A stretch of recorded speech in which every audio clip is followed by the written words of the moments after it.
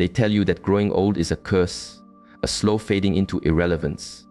I am here to tell you that is a lie, but it's a lie that becomes true if you fall into one of 9 traps. These aren't just bad habits, they are chains that will drag your later years into a pit of despair. If you recognize yourself in even a few of these, your future is in jeopardy. And the 9th trap, it's the most invisible and the most powerful, the silent killer. When I look at how we treat aging in our society, a deep sadness strikes me. I see people who have lived through history, gathered wisdom, and fought incredible battles, now parked in chairs, their eyes vacant, waiting for time to pass. They are breathing, but their spirit is starved. They exist, but the light inside them has gone out. And the greatest tragedy is this is not a mandatory sentence. It is a path chosen, step by step, through traps that suffocate the soul. The first trap that poisons your future is the anchor of old grievances. I've sat with so many older people whose entire being is anchored to the past. Their minds are a constant replay of every betrayal, every disappointment, every slight they ever suffered.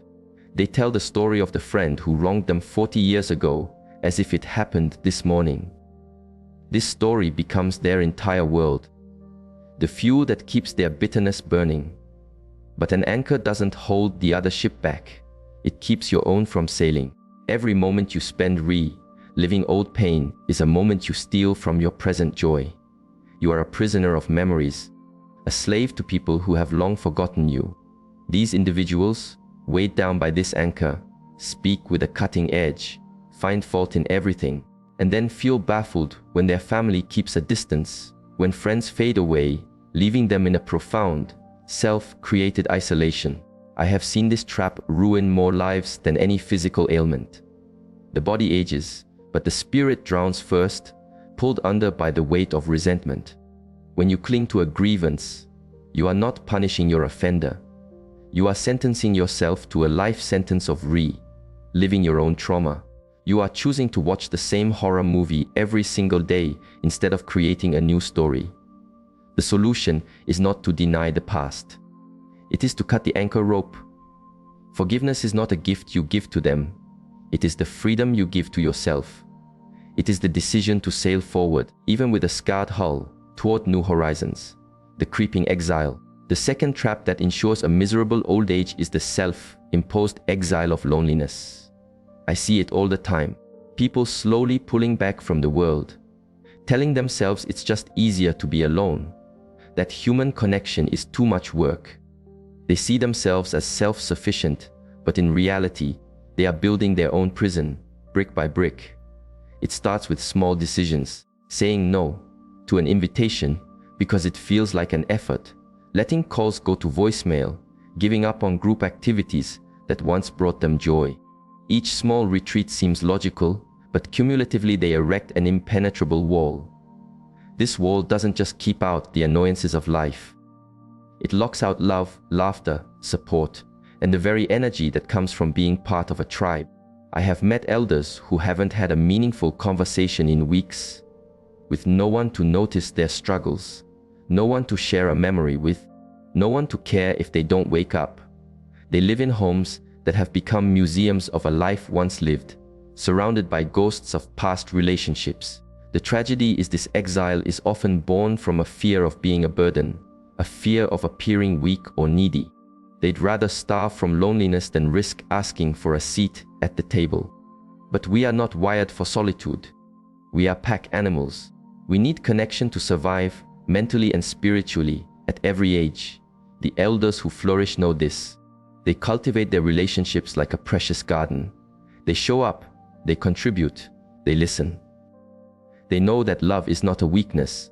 It is the most essential nutrient for the human soul, the closed mind.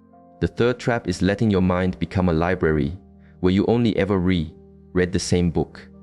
I meet so many people who, upon retirement, also retired their curiosity.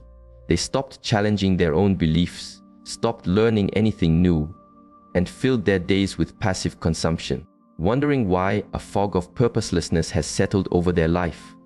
Your mind is not a storage unit, it's a living organism. If you don't feed it new ideas, new perspectives, and new challenges, it will start to decay. You become rigid, fearful of change, unable to connect with a world that is constantly evolving, trapped in the mental software of a bygone era. I have witnessed sharp, intelligent people fade into intellectual shadows because they bought into the myth that learning has an expiration date. They gave up on difficult books, deep conversations, and new skills. They surrendered to the idea that they were too old to learn, and in doing so, they built the walls of their own mental cage. But the most alive elderly people I know are perpetual explorers. They are learning to use a new app, debating politics with vigor, reading things that make them uncomfortable, and questioning their own long-held assumptions. They understand that intellectual vitality isn't about staying young, it's about staying engaged. By keeping your mind open and active, you retain your relevance, your wisdom, and your capacity for awe. You prove that you are not a finished story, but a masterpiece still in progress. The slow surrender. The fourth trap is the unconditional surrender of your physical body. I see older people who have declared a truce with decay, accepting every ache, every weakness, and every limitation as a non-negotiable part of aging. They stop moving, they surrender their strength, they treat their body like a failing piece of equipment, and then they wonder why life feels like a constant battle against their own physical form. Your body is not a disposable container. It is the only vehicle you have to experience this journey. It has served you for decades, healed itself countless times, and it deserves to be honored and cared for, not abandoned. When you give up on your body, you give up on your ability to participate in your own life. The devastating truth is that so much of what we label getting old is actually the physical result of giving up. The loss of mobility, the chronic pain, the fragility, these are often consequences of choice, not of time. I've met people in their 80s and 90s who possess a strength and vitality that shames people decades younger. The difference is not their DNA, it's their discipline. They chose to walk when it was easier to sit. They chose to do their exercises when others chose the couch. They treated their body as a sacred partner, not as a source of betrayal. Physical health in old age isn't about setting new records. It is about maintaining the freedom to live with dignity, to play with your grandchildren, to walk in nature, to be an active participant in the world, not just a spectator. The purpose void. The fifth trap is the belief that your purpose expires with your job title. I see people who dedicated their lives to a career, owning skills and gaining incredible wisdom, only to step off a cliff into a void called retirement. They tell themselves they've earned a life of leisure, but what they find is a life of irrelevance. Humans are not built for a life without meaning. We are engines that run on purpose. We need to feel that we matter, that we are contributing, that our presence on this earth makes a difference, however small. When you let go of purpose, you let go of the primary reason to be alive. I have watched powerful, vibrant people wither into depression and sickness within a year of retiring.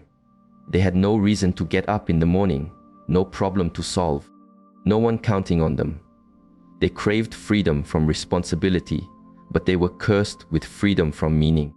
The elders who truly thrive understand that purpose simply changes its form. It doesn't disappear. They find new channels for their energy and wisdom. They mentor, they volunteer, they create. They become the bedrock of their families and communities. Purpose isn't a paycheck. It is the conscious choice to stay in the game, to keep sharing your gifts, to understand that your wisdom is a resource that becomes more valuable, not less, with every passing year.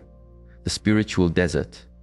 The sixth trap is to arrive at the doorstep of your final years with a barren inner world, with no spiritual compass to navigate the great questions of life and death. As the body weakens, as friends pass away, as the reality of your own mortality becomes undeniable, you need a source of strength deeper than your bank account or your collection of memories. I have sat with many elderly people who lived their whole lives on the surface, chasing success and pleasure, only to find themselves terrified and empty when confronted with the questions that matter. Who am I without my job or my roles? What was the point of it all? How can I face the end without being consumed by fear? Without any spiritual exploration, these questions become a source of profound anxiety. People who have ignored their inner life often become bitter, grasping at youth, desperately trying to distract themselves from the one journey no one can avoid. But those who have cultivated an inner life, through faith, through meditation, through nature, through deep reflection, they approach their final chapter with a sense of calm and acceptance.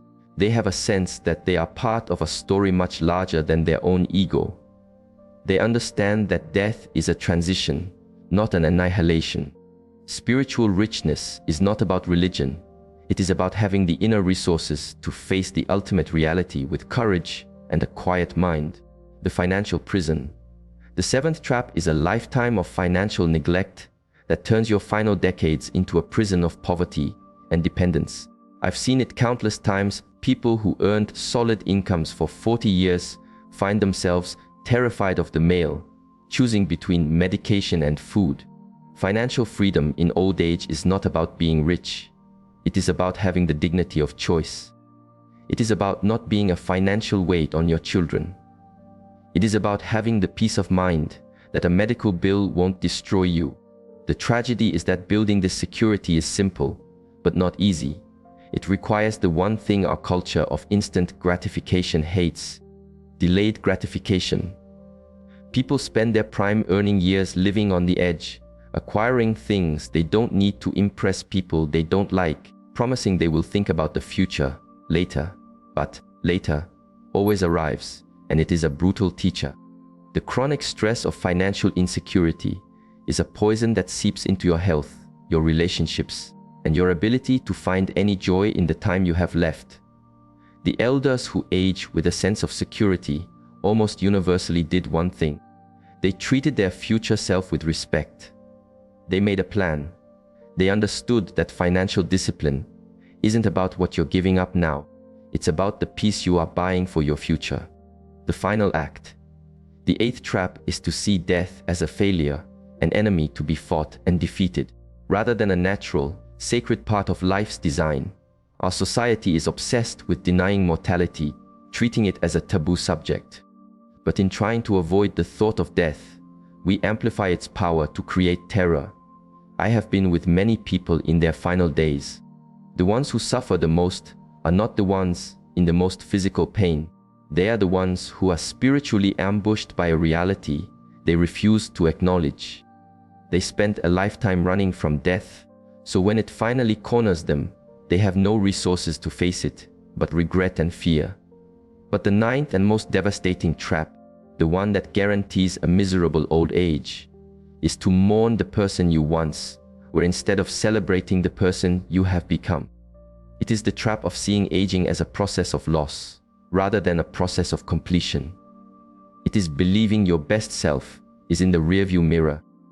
When you fight to stay young, instead of striving to become profoundly old, when you see your wrinkles as defects, instead of a roadmap of your journey, you reject the greatest gift of a long life, the emergence of your true, distilled self. The old souls who radiate power and beauty are not the ones who look the youngest. They are the ones who have finally become themselves. They wear their years as a mantle of honor. They have turned their pain into wisdom, their scars into strength, and their life into a work of art that is only complete in its final, magnificent stage.